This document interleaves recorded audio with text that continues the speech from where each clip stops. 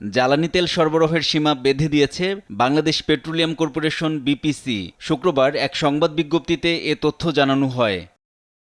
বিপিসির নির্দেশনায় বলা হয়, একটি মোটরসাইকেল দিনে 2 লিটার পেট্রোল বা অকটেন নিতে পারবে। প্রাইভেট কারের ক্ষেত্রে নেওয়া যাবে 10 লিটার তেল। স্পোর্টস ইউটিলিটি ভেহিকল বা এসইউভি ও মাইক্রোবাস দিনে পাবে 20 থেকে 25 লিটার তেল।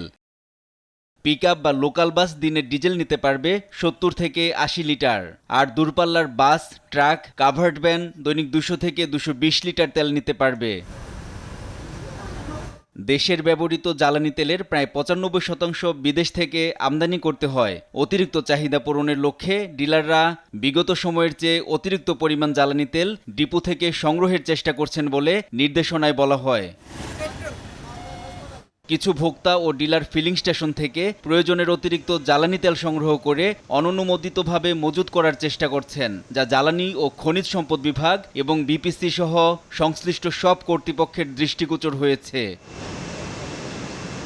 জনগণের আতঙ্ক কমানোর কথা জানিয়ে নির্দেশনায় বলা হয়, দেশে জ্বালানি তেলের সরবরাহ স্বাভাবিক রাখার জন্য বিদেশ থেকে আমদানি কার্যসূচি নির্ধারিত রয়েছে।